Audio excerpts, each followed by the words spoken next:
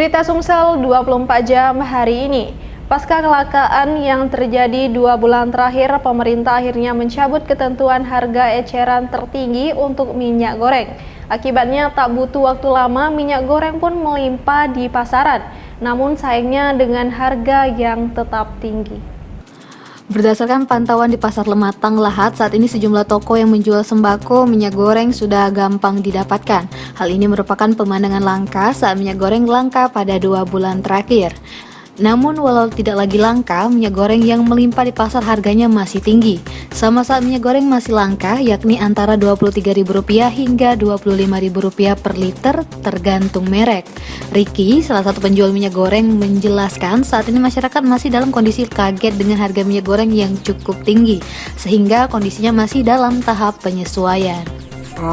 Kalau umum sih masih kaget ya. Masih kaget. Ya kan biasanya dari harga sekian tiba-tiba menjadi harga normal gitu. Gitu dong. Sedangkan Cuandi, pedagang lainnya, mengatakan saat ini dia tidak lagi sulit mendapatkan minyak goreng dari distributor.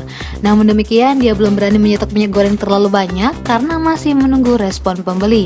Cuandi memprediksi kebutuhan akan minyak goreng akan meningkat saat jelang dan memasuki bulan Ramadan nanti. Setelah dicabut ini penjualan kita gimana Pak? Apa normal seperti biasa atau ada penurunan? Jadi kembali seperti biasa. Karena kan ini kan juga menjelang puasa kan, jadi memang kebutuhan minyak goreng juga memang lagi banyak gitu. Memang meningkat ya? Memang meningkat ya. Reporter dan juru kamera Bernard Albar, palpres.com. Pemirsa, ratusan barang zat adiktif dimusnahkan Polres Musi Banyuasin. Setidaknya ada 104 kg ganja kering dan 1,6 kg sabu dimusnahkan dengan cara dibakar dan diblender. Kapolres Muba AKBP Alam Syapelu Pepsi bersama Dandim Muba memimpin langsung pemusnahan barang bukti hasil pengungkapan 2 kasus besar di awal tahun ini, seperti 104 kg ganja kering dan 1,6 kg sabu, di mana kasus 104 kg ganja berhasil diungkap jajaran Polsek Bayung Lincir pada Sabtu 8 Januari 2022. Sementara 1,6 kg sabu diungkap Satres Narkoba Polres Muba. Pengungkapan yang terjadi pada Jumat 25 Februari ini berhasil menangkap seorang bandar bernama Ape. Kapolres menjelaskan saat ini Indonesia sudah sangat darurat terhadap peredaran narkoba dan ini perlu tindakan tegas untuk memeranginya. Sebab narkoba tidak hanya merusak orang dewasa, namun narkoba juga merusak generasi bangsa. Hasil pengungkapan kasus yang telah dilaksanakan di tahun 2022, yaitu sebanyak 100 ganja dan 1,7 kg sabu. Berapa tersangka dan? Berapa tersangka dari yang pemusnahan ini? Dari hari ini kita berhasil mengamankan 4 orang tersangka. 3 tersangka dalam kasus kepemilikan ganja sebanyak 100 kg dan 1 orang tersangka atas kepemilikan sabu sebanyak 1,7 kg. Reporter dan juru kamera Firdaus, palpres.com. Mantan Sekwan Pali berinisial SH ditahan tim penyidik Kejari Pali. Penahanan terkait dugaan kasus pengelolaan belanja daerah di Sekretariat DPRD Pali tahun anggaran 2020 silam.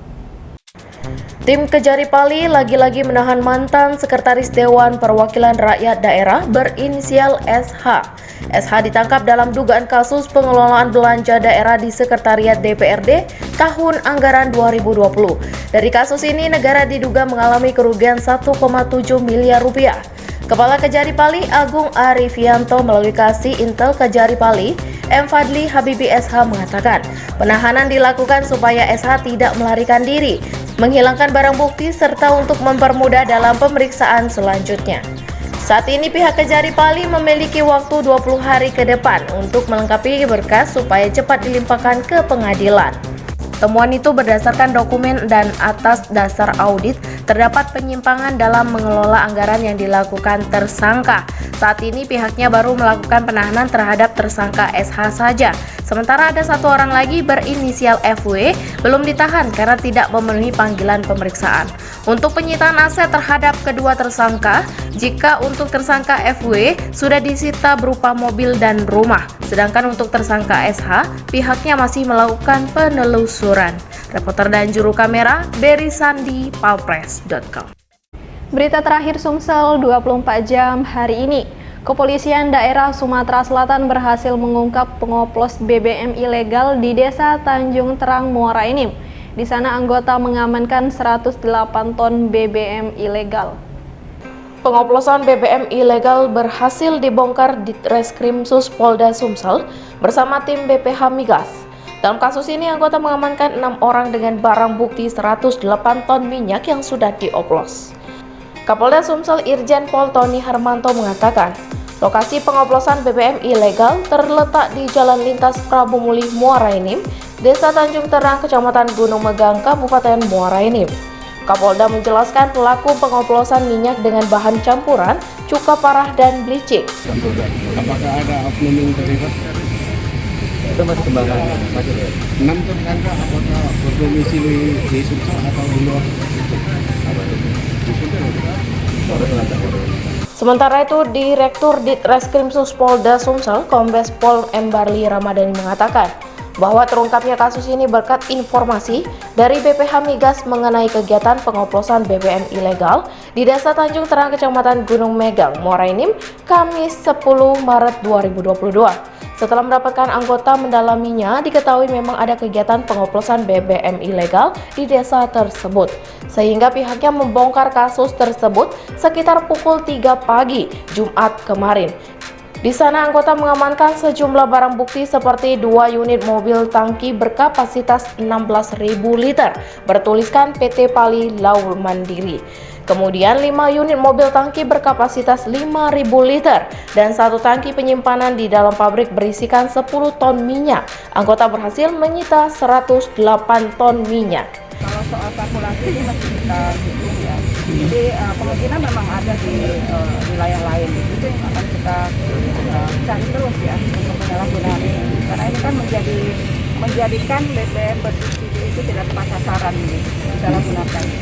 Reporter dan juru kamera Kurniawan, palpress.com. Demikianlah berita Sumsel 24 jam hari ini. Jangan lupa untuk mendukung program kami lainnya di YouTube channel Palpress Official seperti podcast Suku Pedes, Budak Lorong, Basing Ternyata Bukan Mistis, dan Ruang Cerita bersama Kakak Juli.